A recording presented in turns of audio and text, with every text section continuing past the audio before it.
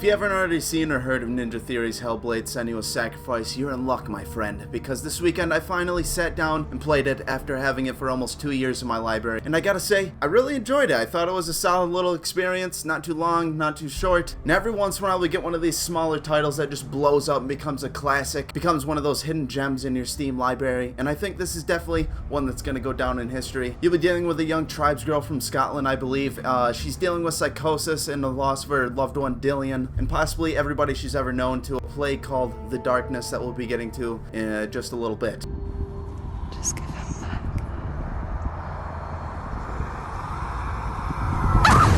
And before we get into all that, I just gotta say this game throws out a lot of information all at once between the voices that are coming from Senua herself, They lie, rotting in the fields and rivers of hell. the many friendly ghosts that come out, and the not so friendly ghosts. Your vow. Guide you in this life and the next. I will tell you my stories of hell, if I may walk with you. To all the different runes that you can find in the game that just spot out about the Norseman tales, and so retaining all of it was really difficult to do so this may actually be one of my less spoiler-riddled BOTBs yet to date, just because I don't completely understand the story myself yet, but that is okay. We're gonna deal with that. Let's talk about the gameplay. Throughout Senua, you're gonna be walking and running around gorgeous environments, whether they're in hell or in luscious forest environments filled with deafening silences. You'll be solving a lot of what seems to be a very advanced game of I Spy for adults, doing this so you can progress through doors using camera angles and objects around you to make shapes or just find them in different shadows and whatnot, light beams around you, maybe different pieces of terrain, and eventually it does kind of change these things up using these circles that you can look through to see different time periods to change the environment you're using your vision on. He's the reason she keeps fighting. Or looking at like shattered memories off in the distance to piece together a staircase or whatnot. And while I thought this was a neat idea, I just thought that after a couple of hours I just wanted to play for the story, and maybe that this game could have skipped some of this, as some spots have you finding 1 to 3 of these symbols for each 1 to whatever amount of goddamn doors you have to open in this lovely little game to progress to the next area. Sight. I can see one. Hold it in your mind's eye. Find one like it to open the gate. Look towards the gate, and the gate will open.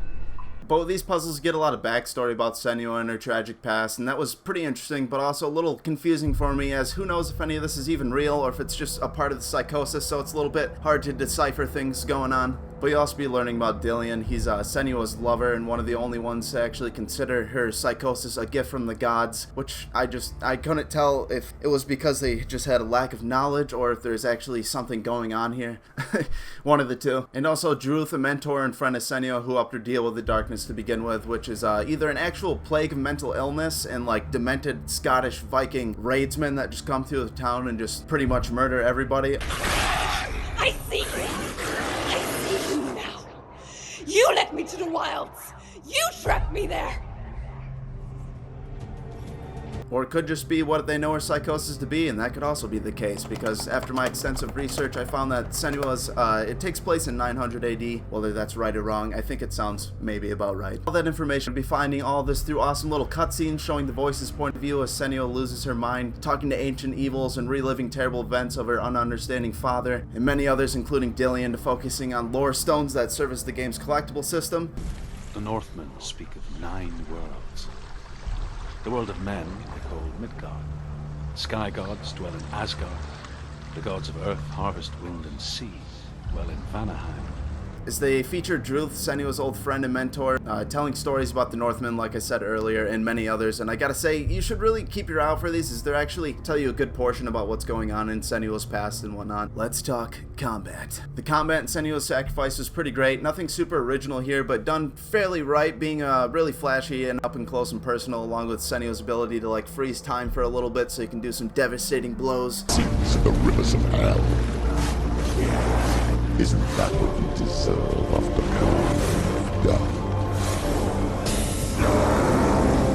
and create this really awesome little light show where all the like runes start floating in the air, and you'll just have to see it for yourself. But I never really got tired of this, like the puzzles, to a degree, because it's done in the right amount. You won't be fighting enemies around every single corner. The game's not just like a hack and slash galley or anything like that, but to me actually kind of feeling like a reward after getting stuck on a puzzle or something for a long time, or backtracking for the goddamn millionth time. For some reason I just could not stay on a linear path in this game at all, and I guess I'm just not the best at I Spy. But Senua has a basic heavy strike and a regular strike with an awesome little parrying ability that, if like done correctly, it'll freeze time again like her original ability, so you can get in some more damage there, and I think it actually charges up your abilities a little bit as well. But you're gonna need to be constantly dodging enemies from all around you, keeping it fast and fun, and the combat is pretty predictable. You can really figure out their strategy, like never get hit again. It can sometimes give you a good challenge surrounding you, and terrifying Vikish Scottish raidsmen representing the darkness, and forcing you to charge up your abilities so you don't die, so you can take out everybody in like 2 to 3 seconds, or 2 to 3 chops anyway,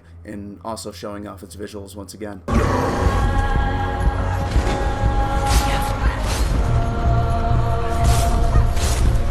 And I thought all that it kept my attention. I enjoyed it. I thought it was the perfect amount. One thing I can say about the combat though, or at least I guess the enemies you'd say, is that there isn't too much variation in there. I'd probably say there's about 6 to 10 different enemies, and that could be being a little generous for not counting all the awesome one-off boss fights. And that's not to say they're not impressive to look at in the beginning, because the game really does such an amazing job at creating environments that just look downright beautiful. That also goes along with the dark creatures you'll be facing in the night. Some of the bosses in this game were really cool to look at, like the voice of the darkness.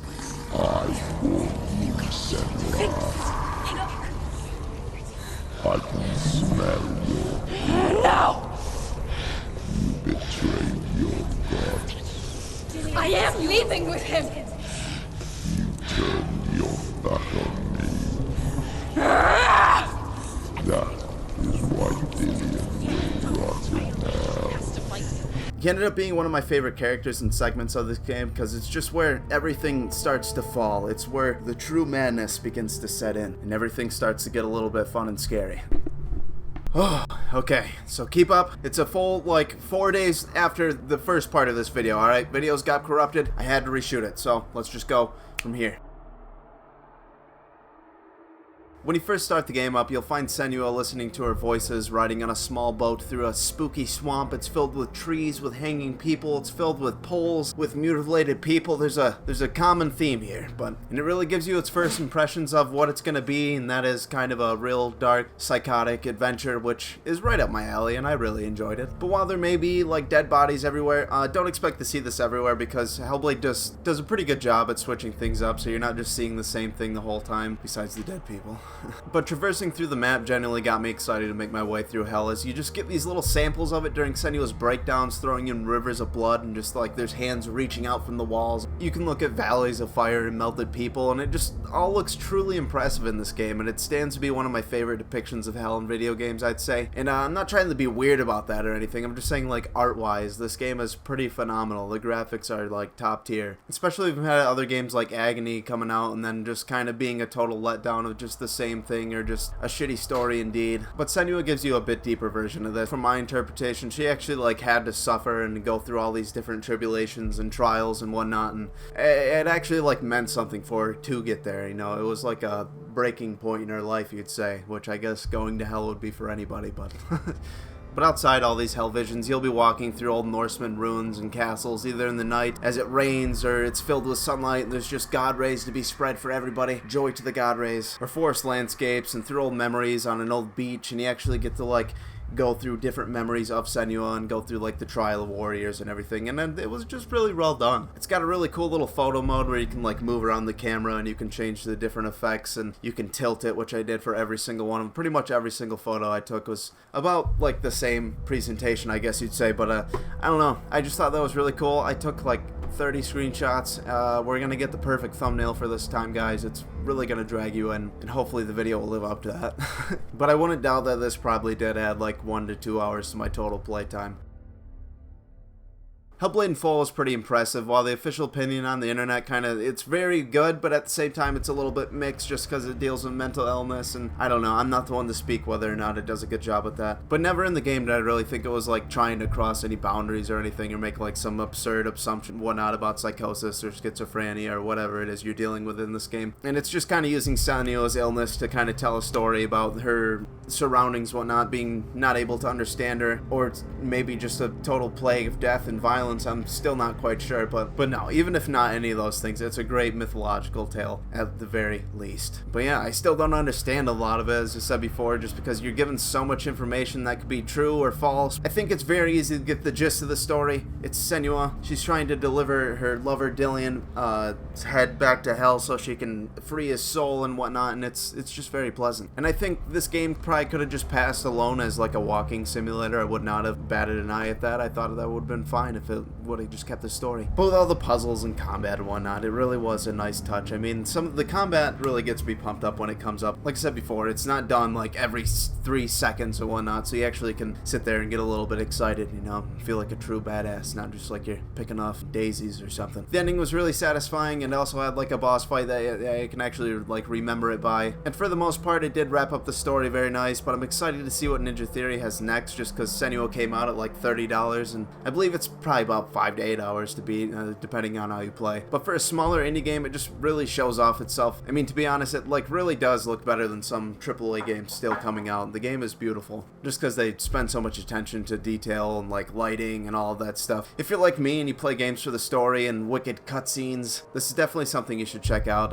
It has some awesome camera work here, using mocap, I believe, with actual actors like Melina Juergens, which I've never heard of her name other than this game. And she actually does a really good job of portraying somebody that's like losing their mind in hell, I thought. I just figured that would be like a hard thing to kind of capture on camera, just because hell's such an intense place, like I've been there. But overall, Senua's Sacrifice was a pretty great game, and I can consider it one of those kind of weird gems that gets released now and again. It's got some amazing environments and lighting and detail, really well done cinematics and cutscenes, or even just walking around in combat. This game is very polished and really does deserve some recognition, so we can get more of these one-off single-player games. This game also uses some 3D audio, so you can actually hear how Senua would hear the voices and whatnot, and I thought that was a really nice touch. It's really pretty creepy if you actually are playing this in the dark with the headphones on.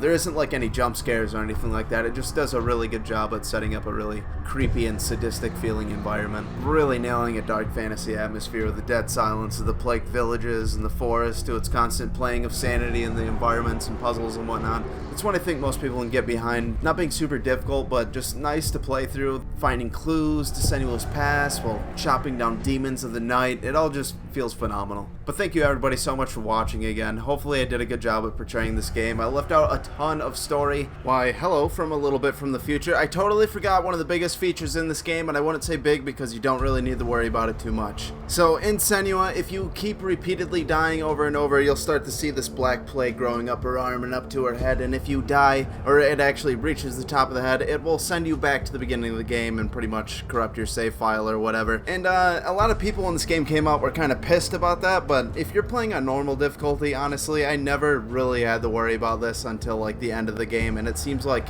as it grows, if you continue the battles well and don't die, it'll slowly decrease. So I didn't really think this was that bad of a part of the game, honestly. I thought it was kind of interesting, but yeah, I could see the concern. I mean, if my fucking save file got just straight up deleted like that, I'd be pretty pissed off myself. So I don't know, winners, losers, just don't die. It's not that hard. But yeah, this is back to you, Bront. This has been a report from a couple hours in the future, as it's best to just interpret it yourself because there's a lot of moving pieces here, kinda. I'm sorry I keep doing these older titles, but I'm just starting to get like these ideas to make these things better, and then like, I don't know, I had so much momentum when I started editing this. I turned like 18 minutes into like 5 minutes, and it was beautiful. But anyways, let me know how you like the transitions and whatnot as well. If you did, leave me a like, that'd be sweet. We're gonna go for 10 likes this video. I believe that we can get 10 likes and 2 comments. There we go.